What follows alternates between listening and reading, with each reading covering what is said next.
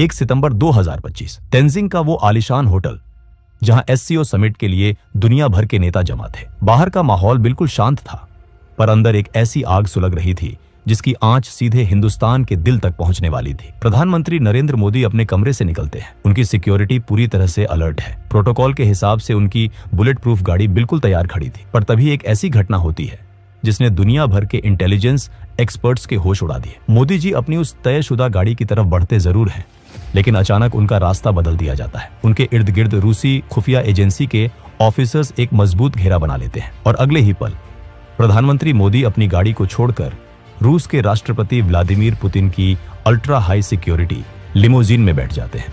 ये कोई छोटी बात नहीं थी। एक देश का प्रधानमंत्री दूसरे देश के राष्ट्रपति की गाड़ी में, ऐसा डिप्लोमेसी के इतिहास में शायद ही कभी होता है। लेकिन इस गाड़ी के दरवाजे बंद होते ही जो शुरू हुआ वो किसी हॉलीवुड थ्रिलर से कम नहीं था। दोनों नेता उस बंद लिमोजीन में पूरे 10 मिनट तक बैठे रहे। गाड़ी अपनी जगह से 1 इंच नहीं हिली। आखिरकार गाड़ी आगे बढ़ती है। इंटरनेट पर तस्वीरें आग की तरह फैलने लगती हैं। दुनिया भर के मीडिया चैनल्स चिल्लाने लगते हैं कि देखिए मोदी और पुतिन की दोस्ती कितनी गहरी है। दोनों एक ही गाड़ी में जा रहे हैं। पर दोस्तों, सच्चाई कुछ और ही थी। ये दोस्ती का दिखावा नहीं, बल्कि मौत के चक्रव्यूह से बच निकलने की एक आखिरी कोशिश थी। जब ये गाड़ी वेन्यू पर पहुंचती है तो एक और ऐसी घटना होती है जो आमतौर पर बिल्कुल असंभव है। वेन्यू पर पहुंचने के बाद ना मोदी गाड़ी से बाहर आते हैं ना पुतिन। पूरे 45 मिनट तक दुनिया के 2 सबसे ताकतवर नेता उस बंद गाड़ी में बैठे रहते हैं। उस बंद गाड़ी के अंदर फोन पर एक एनक्रिप्टेड लाइन जुड़ती है। दूसरी तरफ थे भारत के national security adviser Ajit Doval. Putin की आवाज आती है, मिस्टर मोदी, हमारी एजेंसियों ने दुश्मनों के बीच एक बहुत खतरनाक मैसेज इंटरसेप्ट किया है। आपकी गाड़ी सेफ नहीं थी। खतरा बिल्कुल सिर पर मंडरा रहा है। मोदी जी बिल्कुल शांत पर दृढ़ आवाज में पूछते हैं, डोभाल साहब, क्या रिपोर्ट है? आखिर वहां चल क्या रहा है? डोभाल जवाब देते हैं, प्रधानमंत्री जी, दुश्मन ने शेर के मुंह में हाथ डालने की हिम्मत की है। खतरा वहां एससीओ समिट में नहीं, खतरा हमारे पड़ोस में बैठा है। एक बहुत बड़ा असैसिनेशन प्लॉट इंटरसेप्ट हुआ है और इसके तार सीधे अमेरिका की CIA से जुड़े हैं। ये सुनते ही गाड़ी में सन्नाटा छा जाता है। CIA, दुनिया की सबसे ताकतवर खुफिया एजेंसी, हिंदुस्तान के प्रधानमंत्री को निशाना बनाने की कोशिश कर रही थी। इस साजिश के तार समझने के लिए हमें थोड़ा पीछे जाना होगा। ठीक 27 अगस्त 2025 की उस सुबह पर, जब पड़ोसी देश बांग्लादेश के ढाका शहर में एक अजीब सी हलचल थी। ढाका का एक बहुत ही आलीशान वेस्टर्न 5 स्टार होटल। वहां एक 50 साल का आदमी चेक इन करता है। उसके पास 3 बड़े बड़े सूटकेस थे। इस आदमी का नाम था टेरेंस। दिखने में वो एक आम अमेरिकन बिजनेसमैन लग रहा था। उसने होटल स्टाफ को यही बताया था कि वो एक बिजनेस ट्रिप पर आया है। पर सच तो ये था कि टेरेंस कोई बिजनेसमैन नहीं, बल्कि अमेरिकन खुफिया एजेंसी CIA का एक बहुत ही खतरनाक और मंझा हुआ कोवर्ट ऑपरेटिव था। वो वहां किसी बिजनेस डील के लिए नहीं आया था। वो वहां आया था एक ऐसी साजिश को अंजाम देने जो दुनिया का नक्शा हिलाकर रख देती। उन 3 बड़े सूटकेस के अंदर कोई बिजनेस के सैंपल नहीं थे। उनमें भरे थे high tech electronics, encrypted communication devices, आम लोगों की भीड़ में छिपने वाले वेपन्स और खुफिया ब्लूप्रिंट्स। टेरेंस का काम था एक कमांड सेंटर एस्टैब्लिश करना। वो वहां बैठकर किसी ऐसी स्नाइपर टीम या हिट स्क्वाड को कमांड देने वाला था जो उस एससीओ समिट के आसपास पहले से ही पोजीशन ले चुकी थी। टेरेंस बिल्कुल सांप की तरह कुंडली मारकर बैठा था। वो अपने शिकार का इंतजार कर रहा था। उसका टारगेट क्लियर था, प्रधानमंत्री नरेंद्र मोदी का असैसिनेशन। एक ऐसा अटैक जो देखने में किसी टेररिस्ट ऑर्गेनाइजेशन का काम लगे, पर जिसके पीछे दिमाग वॉशिंगटन में बैठे कुछ नापाक मंसूबे रखने वालों का हो। उन्हें लगा कि बांग्लादेश में बैठकर इस ऑपरेशन को अंजाम देना सबसे सेफ होगा, क्योंकि वहां आमतौर पर किसी को शक नहीं होगा। पर वो एक चीज भूल गए थे, ये वो पुराना भारत नहीं था जो दुश्मन के वार का इंतजार करे। ये नया भारत था। और जब बात देश के प्रधानमंत्री की सुरक्षा की हो तो भारत की खुफिया एजेंसी रॉ कभी सोती नहीं है। आखिर इतनी गहरी साजिश का पर्दाफाश कैसे हुआ? यहाँ एंट्री होती है दुनिया की 2 सबसे ताकतवर इंटेलिजेंस एजेंसियों के गठबंधन की, भारत की रॉ और रूस की SVR। अगस्त के आखिरी दिनों में SVR की इंटेलिजेंस ने कुछ अजीब रेडियो फ्रीक्वेंसीज को इंटरसेप्ट किया। ये फ्रीक्वेंसीज आम नहीं थी। ये high level CIA encryption protocols थे जो अचानक से ढाका और उस एससीओ समिट के लोकेशन के बीच एक्टिव हो गए थे। रूस ने तुरंत ये जानकारी भारत के NSA अजीत डोभाल के साथ शेयर की। नई दिल्ली में आधी रात को एक इमरजेंसी मीटिंग बुलाई गई। रॉ चीफ, IB डायरेक्टर और डोभाल एक टेबल पर थे। रॉ के टॉप ऑफिसर ने डोभाल से कहा, सर, हमें कंफर्म हो गया है कि एक हाई वैल्यू टारगेट को एलिमिनेट करने की प्लानिंग हो रही है और लगता है कि टारगेट प्रधानमंत्री हैं। डोभाल ने कहा, अगर उन्होंने हमारे प्रधानमंत्री की तरफ आंख भी उठाई तो हम उनका वो हाल करेंगे कि आने वाली सदियों तक उनकी रूह कांपेगी। डोभाल ने तुरंत रशियन काउंटरपार्ट से संपर्क किया। यही वजह थी कि 1 सितंबर की रात को मोदी जी को उनकी तय गाड़ी में बैठने से रोक दिया गया। रॉ और एसवीआर ने मिलकर उस साजिश के चक्रव्यूह को तोड़ने का मास्टर प्लान बनाया। उन्हें पता था कि स्नाइपर या हिट स्क्वाड सिर्फ तभी अटैक करेगा जब उसे ढाका से टेरेंस की कमांड मिलेगी। अगर टेरेंस का कनेक्शन काट दिया जाए तो पूरा ऑपरेशन ताश के पत्तों की तरह बिखर जाएगा। और फिर शुरू हुआ ऑपरेशन साइलेंट टेकडाउन। 1 सितंबर 2025 ढाका का वो 5 स्टार होटल। टेरेंस अपने कमरे में बैठा आखिरी तैयारियां कर रहा था। वो अपनी व्हिस्की का गिलास हाथ में लिए अपनी जीत का जश्न मनाने ही वाला था कि अचानक खेल पलट गया। टेरेंस की मौत का तरीका इतना खामोश और सटीक था कि किसी को कानों कान खबर तक नहीं हुई। टेरेंस की उसी व्हिस्की की ड्रिंक में एक ऐसा केमिकल मिला दिया गया था जो पलक झपकते ही इंसान के नर्वस सिस्टम को बंद कर देता है। ये कोई आम जहर नहीं था, ये एक हाई ग्रेड असैसिनेशन वेपन था जिसका इस्तेमाल सिर्फ दुनिया की टॉप एजेंसियां करती हैं।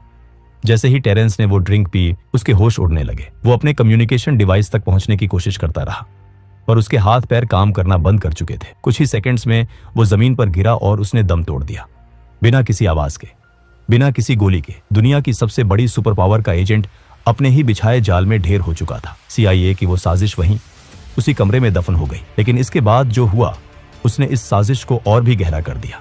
जैसे ही टेरेंस की मौत की खबर अमेरिकन एम्बेसी तक पहुंची, वहां भगदड़ मच गई। उन्हें समझ आ गया था कि उनका खेल खत्म हो चुका है और किसी ने उन्हें उनके ही घर में घुसकर मात दे दी है। अगले ही पल US एम्बेसी से एक पूरी टीम उस होटल में दाखिल होती है। उन्होंने बांग्लादेश की लोकल पुलिस को होटल के अंदर घुसने तक नहीं दिया। आमतौर पर किसी भी विदेशी नागरिक की मौत पर लोकल पुलिस इन्वेस्टिगेशन करती है, पोस्टमार्टम होता है, पर यहां सब कुछ दरकिनार कर दिया गया। अमेरिकन एजेंट्स ने टेरेंस की डेड बॉडी को तुरंत अपने कब्जे में लिया। उसका कोई पोस्टमार्टम नहीं हुआ।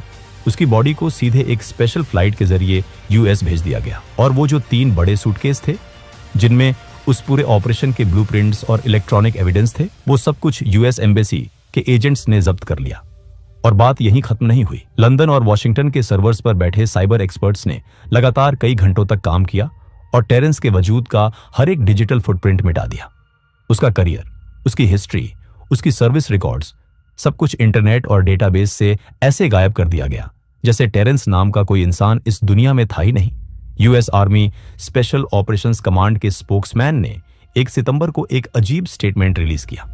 उन्होंने कहा कि उनका कोई कमांड इंस्पेक्टर जनरल मरा नहीं गया है। उन्होंने क्लेम किया कि जिस इंसान की बात हो रही है वो यूनाइटेड स्टेट्स में जिंदा और सुरक्षित है। 4 सितंबर को लेफ्टिनेंट कर्नल इलियट स्कॉट ने यहां तक कह दिया कि ढाका में उनका कोई ऑन गोइंग ऑपरेशन चल ही नहीं रहा है। 2 सितंबर 2025 प्रधानमंत्री मोदी सही सलामत भारत लौट आते हैं। अगले ही दिन वो नई दिल्ली में एक बड़े सेमिकॉन समिट में मंच पर आते हैं। वो प्रधानमंत्री जो हमेशा अपने भाषणों में ऊर्जा और आत्मविश्वास से भरे होते हैं, उस दिन उनके चेहरे पर एक अजीब सी संजीदगी थी।